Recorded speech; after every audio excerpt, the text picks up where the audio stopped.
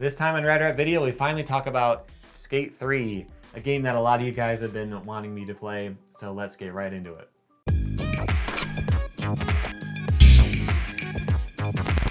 Welcome back to Rad Video, the channel where you can learn something new about skateboarding 3 times a week. Every Monday, Wednesday, and Friday, we take a look at something in the skateboarding world and culture, from learning tricks to learning about different brands to learning about skateboarding video games, such as Skate 3.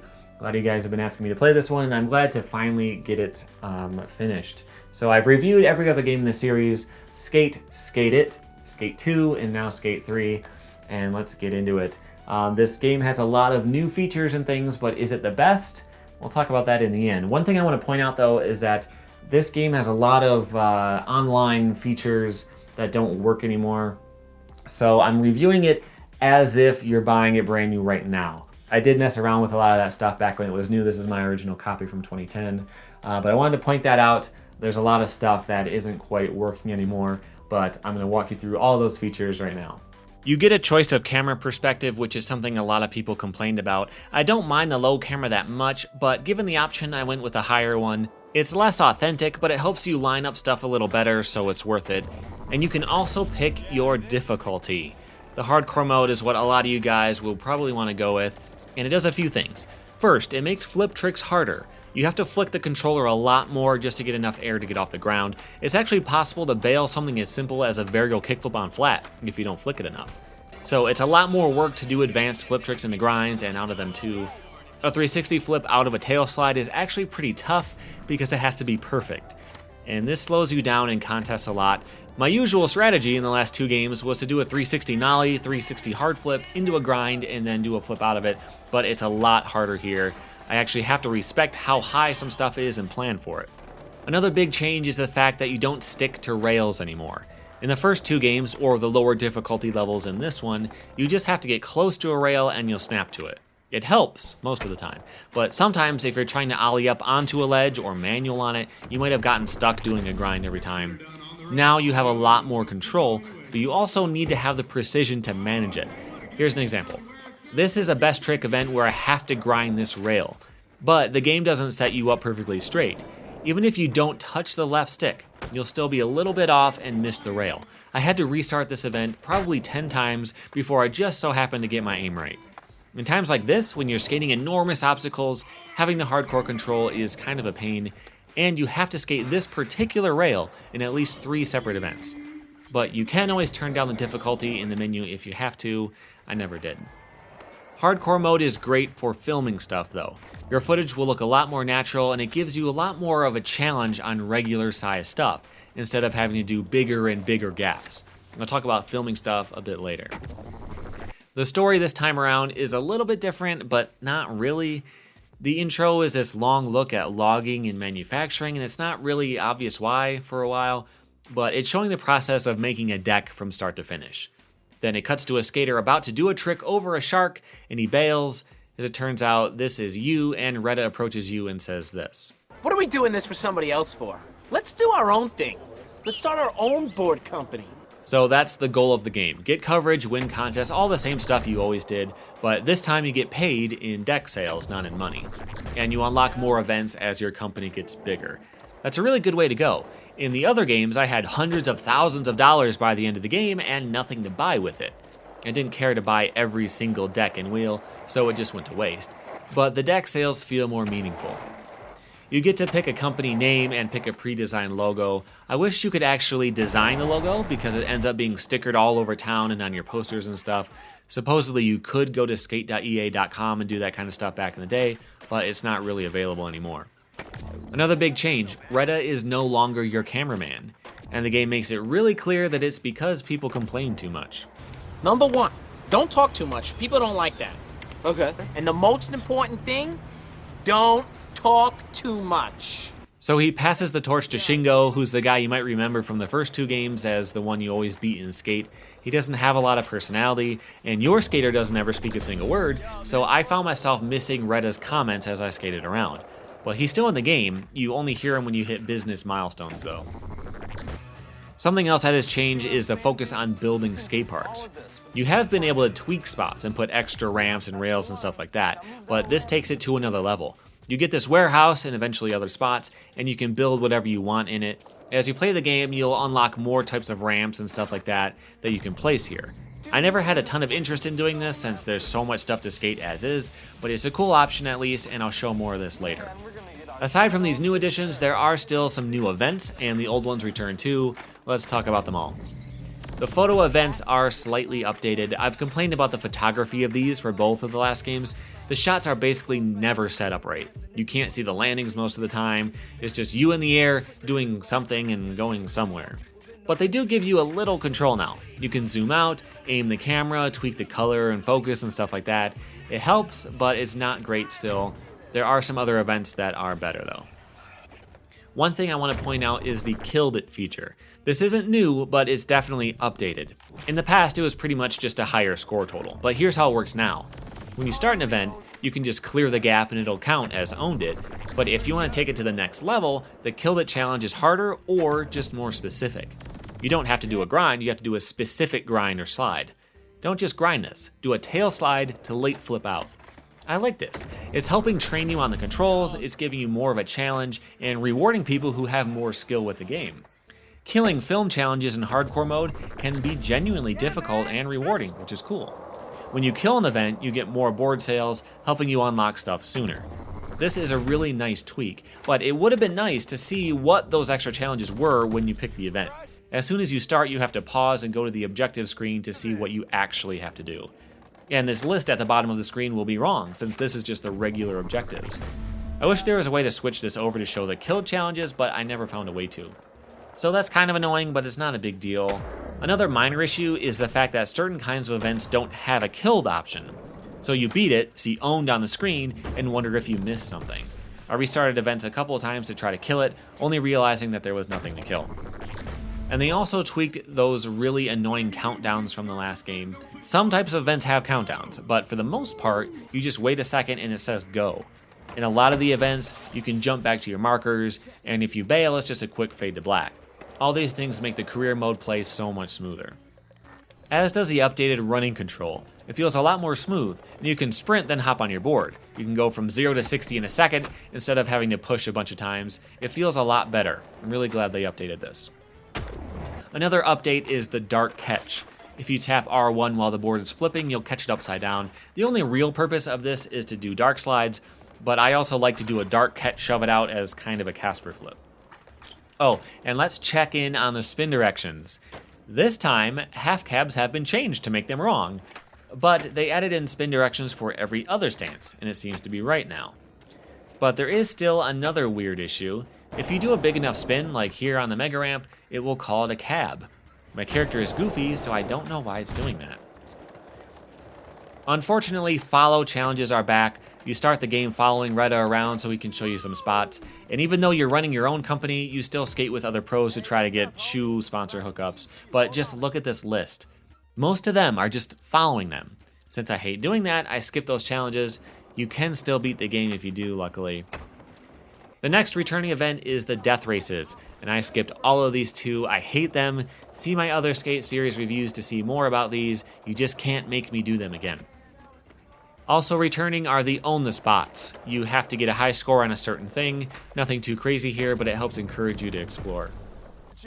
But in addition to owning spots, you can also own lots. This is kind of cool. You get a location, like a campus or a skate park or something, and you get a bunch of smaller challenges. It's simple stuff like accumulating a certain score amount, hitting all the marked obstacles and stuff like that, but it feels like you get a feel for that location and that you really do own it when you're done. These are a pretty cool addition. They also added in games of 1-up. The games of Skate in the past couple games were horrible and almost unplayable at times, so you'll be playing 1-up now. Basically, someone sets a line and then you take turns trying to outscore each other. You only need to win 3 rounds, 1 for 1, U and P, so it's a lot shorter and much less frustrating. Another good addition. The biggest new addition though is the team stuff. As you hit sales milestones, you sponsor more and more skaters for your team, and you get to use them in different challenges. I'm lazy, so I just picked from this list of pre-made skaters. There's no girls on this list, which I thought was a little weird, so my team is all generic dudes, but that's fine. One of the things you do with your team is the team contests. You pick your teammate and you do co-op runs. I just picked my first guy every time because they're all the same. It's not like you get a vert skater and a street skater and a tech skater or anything like that. It makes literally no difference who you pick, and it barely matters if you have anyone anyway. Watch my teammate's scores throughout this footage. A lot of the time, he does absolutely nothing at all. In this event, I almost had the other team beat by myself, but I really needed Bubba to land a trick. Literally anything. And there are times when he just doesn't. I have no idea where he is and what he's doing. On very rare occasions, one of the opposite team will do that too, but it happens to you constantly. He doesn't keep up with you, he doesn't play off of you and perform better when you get more points or anything like that. It's just a gamble. There are also times when I'm not doing very well, and he actually carries me through the event. And I always find this stuff kind of annoying. I want to sink or swim based on how well I'm playing, not having to rely on a random number generator. But the contests themselves are more varied than ever. There are best tricks, best grinds, longest grinds, highest airs, best run, and all kinds of stuff like that. Sometimes you're alone, sometimes it's your team against another team. Sometimes you're doing real contests like the Maloof Money Cup or the regular versus Goofy competition. Sometimes they're fake and sponsored by something like Monster, which you wouldn't expect, and Miracle Whip, which you probably wouldn't expect. Do you remember when Miracle Whip was trying to be extreme? They had all these aggressive ads about how they were better than Mayo and stuff like that. And their ads are on billboards all over Port Carverton, which is the new city for the game. And they sponsor this contest. The game really goes overboard with the selling out. If I was more paranoid, I might say that they get you to make your own billboards to try to get you to pay more attention to them in the game, which would then make you more susceptible to the real ads placed in the game too. I don't know about all that, but it's hard not to notice this stuff as you play. Back to the team stuff though, the other big new challenge is to get coverage for the team. This kind of takes a strange turn in the gameplay. So to take a picture or a billboard shot, you switch to one of your teammates, then you place a camera wherever you want, do a trick wherever you want, and take a picture. If you want to just bang these out, you can do them all back to back, just taking pictures of nothing. You don't even have to land a trick. You can take a picture of anything and you beat it. In a way, I like this, because you can just think about doing something that looks cool, rather than worrying about getting a high score and doing a 720 gazelle heel flip to method grab or anything like that. So that's kind of cool, and this finally fixes the photography problems with the game. You can set the camera wherever you want and get something that actually looks good. There are team film challenges too. Just like the pictures, you can go wherever you want and just film a certain number of tricks. It can be stationary ollies on flat and still count, but you'll probably try to at least put something interesting together. And as you do all this, you hit sales milestones and you start to take over the city with your stickers and ads appearing everywhere. At one point you jump the shark again for a cover, and you do it right in front of your own ad. That really helps you feel like you're accomplishing something. So you finish your video, get on the cover of Thrasher, and next thing you know you've sold 1 million decks. This is essentially the main goal of the game, and it unlocks the last event, the Monster Contest series. You can win that one, but the game is pretty much over at this point. It's kind of strange, it just stops. And there's still a ton left to do. I didn't do a single race, I skipped a lot of the pro challenges, but nothing stops you from doing that stuff later, or even going back and killing challenges that you only owned before. But there's so much more to do than that, like playing the DLC.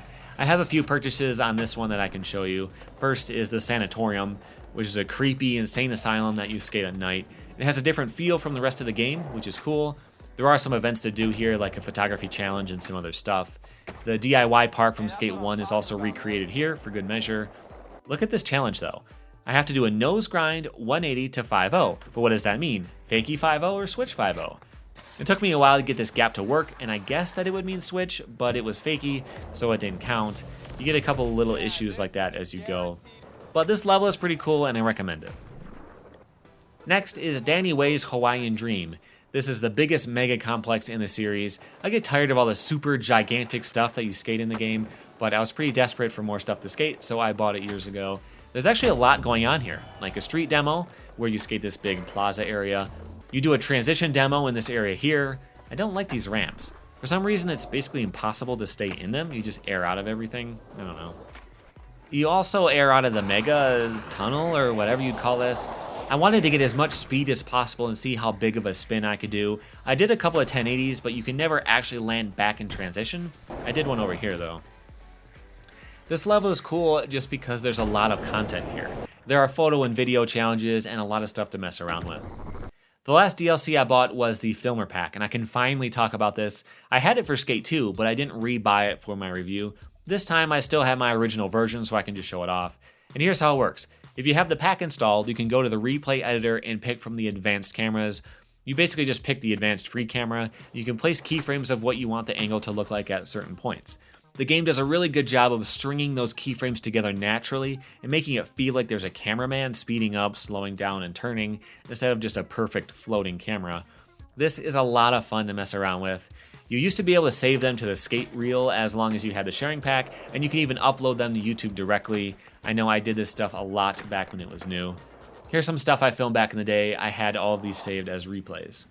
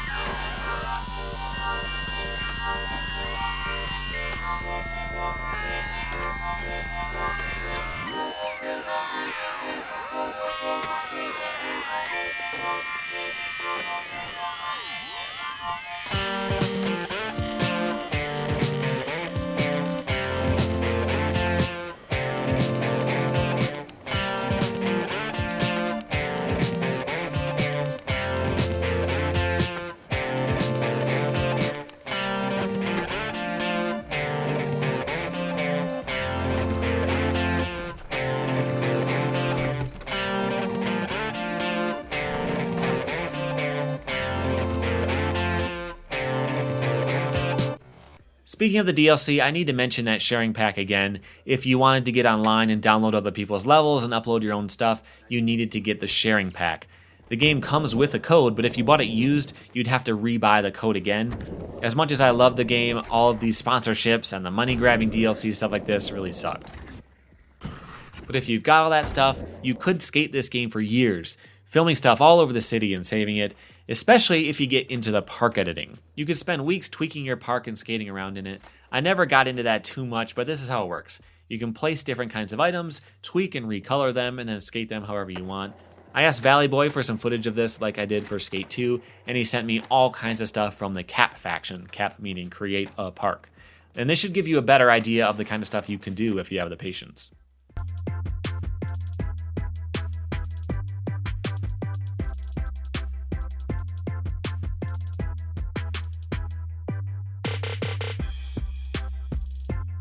So which game in the Skate series is the best? Not pictured is Skate It on the Wii, which is never going to win anything, and I actually sold my copy. But which of these games is the best? If you don't have to decide, if you've never played any of them, play them all, and play them in order, because there's a lot of fun to be had with all of them. But for me, if I had to pick, it's a tough call. Skate 3 does a lot of really good things. The way that you can run and jump on your board and instantly be up to speed, the hardcore mode, the way that everything is a little bit better from a gameplay flow perspective. The career mode, all that kind of stuff is a bit more refined and tweaked in this game, and I definitely respect it for that. But Skate 2, I would have to say, has the best city. Once you're done with the career mode, most of your gameplay is just going to be skating around and having fun. And I think the city in this game is a lot more varied, and there's a lot more stuff to do. Even if it's not physically bigger, it feels bigger because it's more realistic size stuff. Skate 3 is all about dropping in on a 60-foot tall dam and then owling over a bridge over here, and that stuff can get really annoying because I like to do something that's more realistic and relatable for skateboarding. But it's also annoying because every time you try to reset to your marker, it has to load because you traveled a half mile. I just like the city in Skate 2 a lot more. So it's a tough call, but I'm going to give you some scores right now. Skate, I would have to give a 7.5. And the only reason why it's that low is because of the other games. If this was the last game in the series, I would probably say this was the best skateboarding game ever made. But compared to the other ones, it's a bit lower. There's not much of a reason to go back to this one. Not being able to get off your board and stuff is a pretty major annoyance at this point. Skate 2 is amazing in pretty much every way. There's some annoyances with the career mode. There's some stuff that's kind of needed some refinement, but I would give it a 9.5 just because of how much fun you have skating around and just doing your own thing. Skate 3, despite having all of those new refinements that it really needed, I would give this one a 9 simply because of the city and the way that they designed. Everything's a mega something. I get kind of annoyed with that. So it's a tough call. For me, I would go with Skate 2 as being the best one in the series, but let me know your comments about that below. So I'm going to try to get back to some other skateboard series now that this one is done. And hopefully one day there'll be a Skate 4 that I can do. But in the meantime, here's some more videos you can check out that are recommended by YouTube. There's also a big logo in the middle of the screen. You can tap that and subscribe. And you can also go to radratvideo.com and you can see what I'm up to over there and check out some new updates there as well. So that's it for now, and thank you for watching.